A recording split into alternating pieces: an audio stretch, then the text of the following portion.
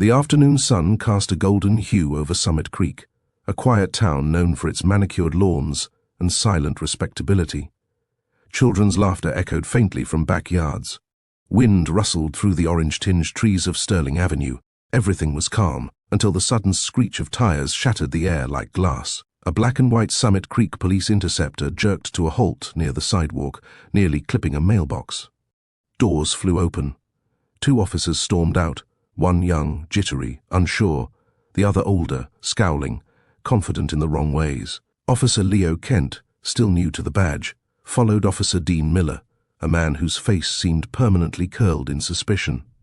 Their eyes locked on a jogger, a tall black man, mid-50s, wearing grey sweats, wireless earbuds tucked neatly in his ears. His pace was steady, posture upright, nothing threatening in his demeanour. But to Miller, that was threat enough. "Hey, hands where I can see them," Kent barked, voice cracking, unsure whether he was warning or questioning. The jogger slowed to a halt. Calmly, he pulled out one earbud, pausing whatever he'd been listening to. His expression didn't show fear, only confusion mixed with mild annoyance. "Is there a problem, officers?" he asked, voice calm, controlled. Miller stepped in close, breathing heavy. "Got a call," he sneered. "Suspicious male, loitering. You match the description." The jogger glanced at the officers, then at the calm street behind them. "I'm just out for a run," he said. "I live right there, number 24. Miller's lip curled. "That house," he laughed, ugly and dismissive. "You live there?" The man stood tall, still calm, still steady. But in the air now, something had shifted.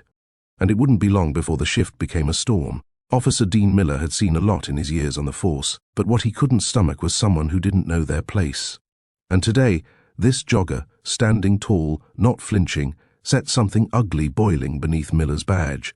He took a deliberate step into the jogger's space. His eyes scanned up and down, dirty cop theater at its worst. "Cut the games," Miller growled. "You got ID on you?" "I do," the man replied. "Inside my pocket. May I retrieve it slowly?" His tone wasn't meek. It was sharp, calm, like someone used to giving commands, not taking them. That irritated Miller even more. "Just tell me your name," he snapped. "And don't get cute." "James Holland." Miller paused. The name didn't register. "That's supposed to mean something?" Holland didn't answer. He simply kept his eyes level. Kent shifted uneasily behind his partner. "Dean," he whispered. "Maybe we should just check the edit." "Quiet," Miller snapped. "This one's got an attitude." He leaned in again. "I don't care if you're the mayor's nephew. You don't walk around these parts looking suspicious without consequences." "Suspicious?" Holland asked, arching an eyebrow. "Because I'm jogging in a sweatsuit?" Miller bristled. "Because you look like you don't belong." There it was, the curtain drawn back. James felt the familiar sting, not of words but of implication. The same old script. Still, he didn't react. Not yet. His discipline held. "I'm a resident," he said again. "That's my home. You can verify it." Kent looked uneasy. Holland's home was pristine, a brick colonial with a flag in front and a custom mailbox. Nothing matched the profile of a threat. But for Miller, truth didn't matter. Only control did. And today, control was slipping. "Turn around," Miller barked. "Hands behind your back." "For jogging?" Holland asked, incredulous.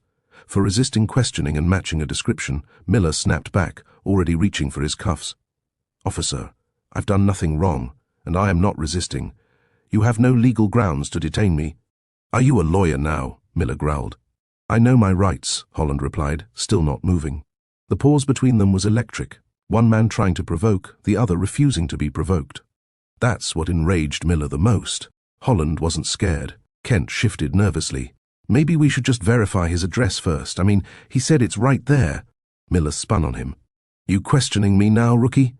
Kent backed off, but something was shifting in his face. Doubt, discomfort. He looked at Holland again. No panic, no aggression. Just calm resistance. It didn't fit. Miller didn't care. With a sudden shove, he rammed Holland backward, catching him off guard. The older man stumbled, regaining his balance, but didn't strike back. "Don't touch me again," Holland warned, his voice low and sharp. "Or what?" Miller spat, lunging again. "You gonna fight back? That what you want?" Kent moved forward instinctively. "Dean, wait." Too late. Miller tackled Holland to the ground, knee to back, pressing all his weight. Holland groaned, air knocked out of him. A crowd was starting to gather. Curtains twitched, phones appeared, and Holland, face pressed to the pavement, knew exactly what was happening. The trap had sprung, but they had no idea who they'd just thrown it on. Holland lay still, the cold cobblestones scraping his cheek. The knee in his back burned. He could end this, quickly. A roll, a shift, a counter. Air Force training didn't fade. But that would only fuel the story they were already writing in their heads. Aggressive, dangerous black man attacks cops. No, not today. He let their narrative unfold, knowing it would destroy itself. "You got any weapons on you?" Kent barked, now echoing Miller's tone, though less convincingly. "No," Holland said flatly. "You high? You got priors?" "No." The handcuffs ratcheted too tight, cutting into his skin.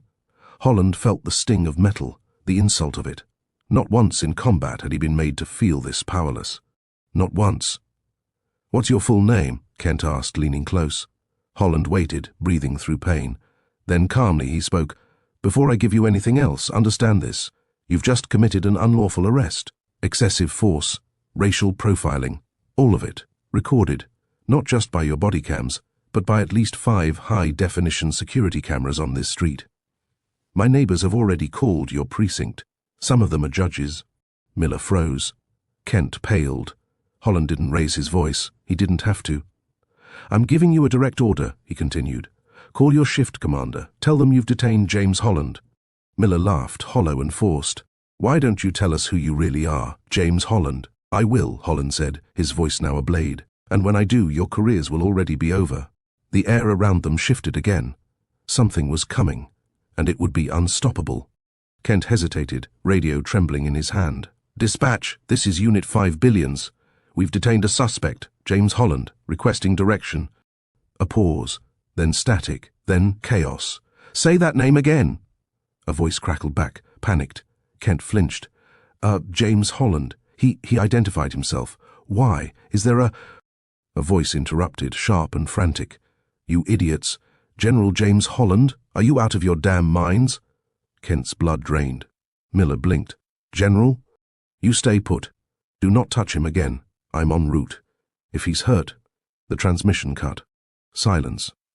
Then realization dawned like a floodlight in a dark room. You're that James Holland?" Kent whispered, barely breathing. Still on the ground, Holland didn't move. "Now you understand," Miller staggered back, stammering. This is a mistake. We didn't know. But you acted like you did," Holland replied coldly. Kent looked at his partner. "Dean, we just assaulted a United States Air Force general." Panic erupted. Miller paced in tight circles, hands trembling. "We didn't know. I didn't know." "But you didn't care," Holland said. From the street the sound of more sirens roared. 3 cars, 1 black SUV. Holland closed his eyes briefly. The cavalry had arrived. Doors burst open.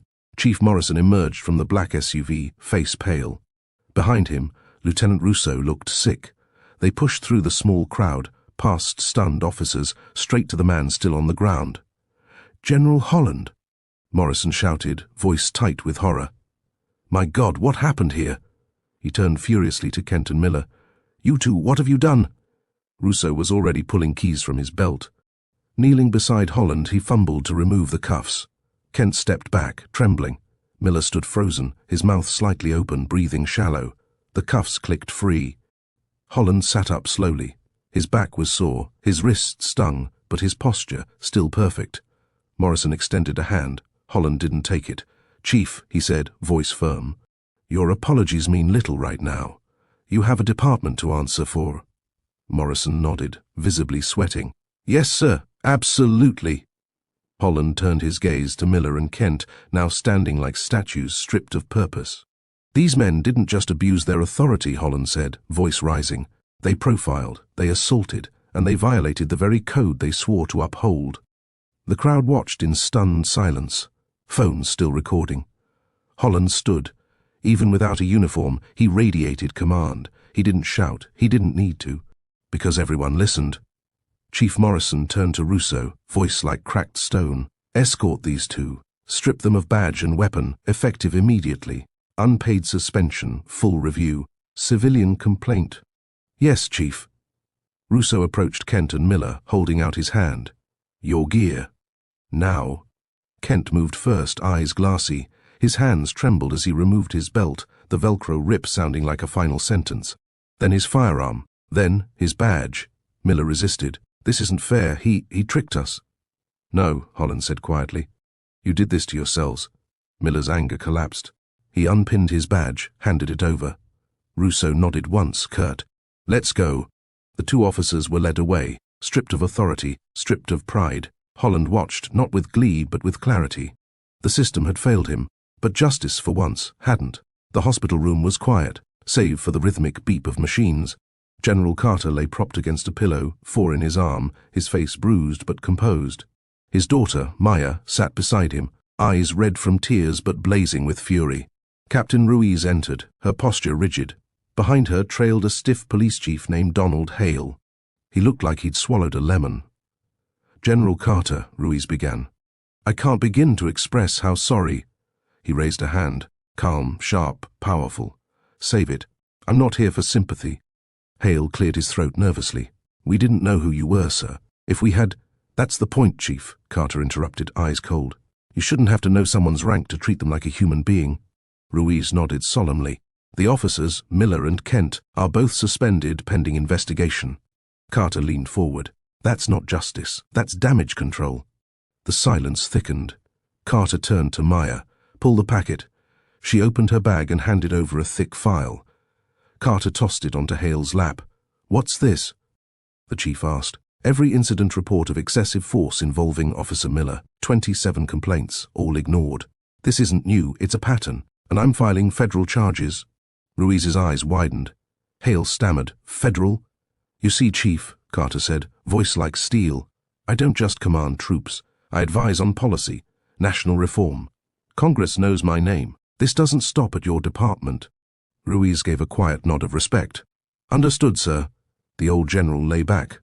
"You wanted to see who I really was," he said. "Now you will." Outside, reporters swarmed the hospital. The world was starting to pay attention, and the town of Summit Creek would never be the same again. Officer Dean Miller was sweating bullets. The moment he heard the words federal investigation, he knew he was cooked.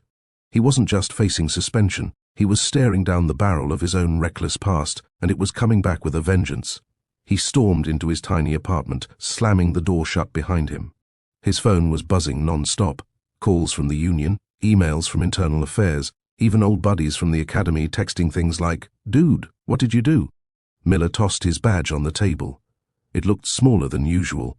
Worthless. He cracked a beer with shaking hands and turned on the TV, only to see his own face in a B-roll video playing above the banner, Black General beaten by local cops. DOJ steps in. His gut dropped. Across town, Kent sat in his car, pale and sweating, watching the same footage. He hadn't meant for it to go this far. He'd followed Miller's lead, as always, but now he was drowning in regret and fear. He dialed a number. "Internal Affairs," the voice answered. "This is Officer Kent. I want to come in. I have things I need to say." Meanwhile, back at the station, Ruiz was in full cleanup mode. Reporters camped outside. Phones never stopped ringing. Activists, politicians, even military officials were demanding answers. And in the basement evidence room, a tech pulled a dusty old box with Miller's name on it, containing dashcam footage that had somehow never been uploaded. Until now, Miller thought he was untouchable. But power had shifted, and this time justice had its eyes wide open. Officer Kent sat in the small grey room under the buzzing fluorescent light. His hands trembled as he placed them on the table. "I didn't mean for it to go that far," he said to the Internal Affairs investigator. His voice cracked. He was calm. He told us he lived there. But Miller just wouldn't listen. "I followed orders. I didn't think. I just followed." The investigator, a woman named Agent Hayes, remained stone-faced. She tapped a pen against her notepad. "You realize following unlawful orders doesn't protect you, especially when it leads to the assault of a decorated general." Kent swallowed hard. "I'm willing to testify. I kept a journal, notes on Miller, the things he said, the things he's done." Across the city, footage from Miller's patrol car surfaced. Dashcam clips spliced into a damning montage, aggressive stops, racial slurs, unnecessary force. The media latched on. Protests swelled outside City Hall. Signs reading, "Protect and Respect," "Justice for General Carter," and "Enough is Enough" painted the streets. Inside the courtroom, Judge Reynolds reviewed the charges. "We have enough to proceed to trial," he said, eyeing the defense bench where Miller sat pale and silent. Ruiz watched from the gallery, her uniform crisp. She felt torn, ashamed of the badge's misuse, but committed to restoring its honor. And General Carter? He watched from home, surrounded by fellow veterans and community leaders. He didn't celebrate, he didn't gloat. He simply said, "Let's see this through. The battle isn't just about me, it's about the ones without rank or medals who get no headlines." Justice was coming. And it wouldn't stop at Miller. The courtroom was packed. Reporters filled every bench. Veterans, activists, and curious locals lined the walls. The tension was electric. Officer Dean Miller sat at the defendant's table, dressed in a suit that couldn't disguise his discomfort. Sweat clung to his collar. He avoided eye contact with the crowd, especially with the man sitting silently in the front row, General Carter. The prosecutor, Elena Ward, stood tall. Her voice was measured but sharp as a blade. "Today, we are not just prosecuting one man," she began. "We are confronting a system that allowed him to operate unchecked, a man who used his badge as a weapon, who ignored truth, who dismissed dignity, who brutalized a man not knowing he was a general because he assumed he could." Miller's defense attorney shifted in his seat. His argument was weak, stressed protocol, confusion, adrenaline. But it couldn't undo the footage, the photos, the growing pile of testimonies. Kent took the stand. His hands trembled, but his words were steady. "I followed him because I thought that's what cops did. Now I know, it wasn't justice, it was power abused." Gasps rippled across the room. Then came Maya Carter.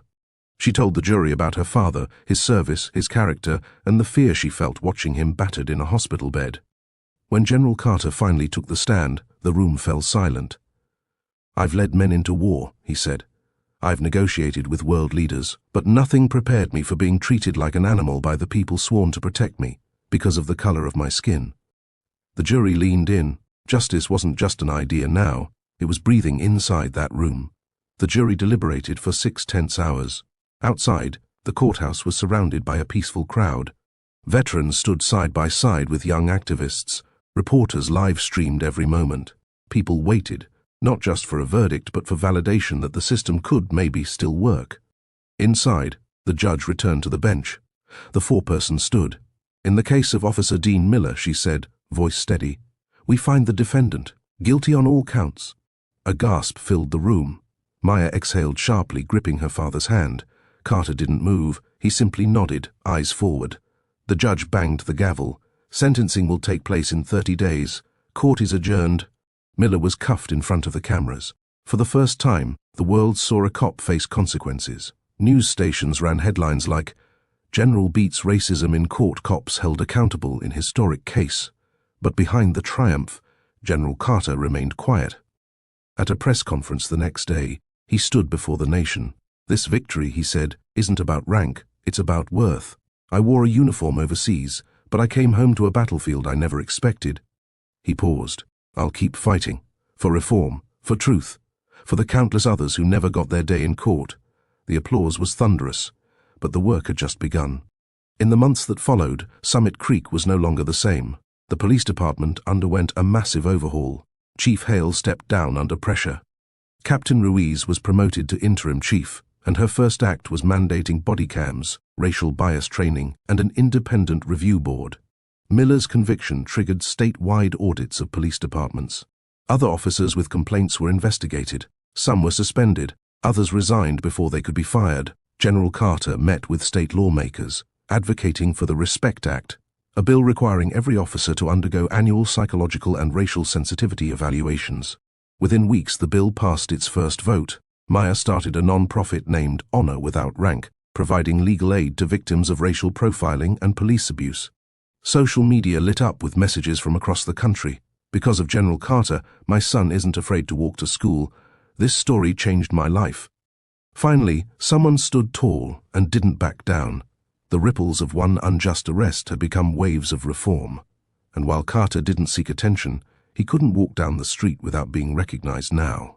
People saluted him, not just for his military service, but for what he did after the uniform. In his quiet moments, he visited local schools, mentoring young boys and girls. He'd tell them, respect doesn't come from rank, it comes from how you treat people.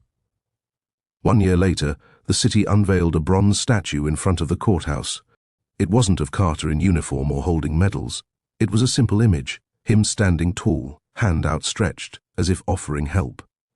The plaque read, "General Marcus Carter, a man of rank, a defender of dignity." Carter stood silently before it during the ceremony, Maya at his side. Reporters gathered, crowds cheered. The mayor spoke about courage, about change. But Carter's speech stole the moment. "I didn't ask to be beaten," he began. "I didn't ask to be a symbol. But when injustice knocks you down, you have two choices, stay silent or stand." He looked at the crowd. "I stood, and I'll keep standing, not just for me, but for every name that never made the news, for every voice that was silenced, for every man, woman, and child who was told they weren't enough." The crowd erupted into applause.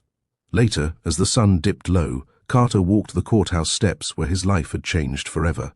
The same stone, but a different air. The town was watching, listening, and learning, because one man's calm refusal to bow to injustice had turned a brutal mistake into a national movement. A general had been assaulted, but it wasn't just his rank that made the world listen. It was his unshakable dignity. And now, that dignity was carved into history.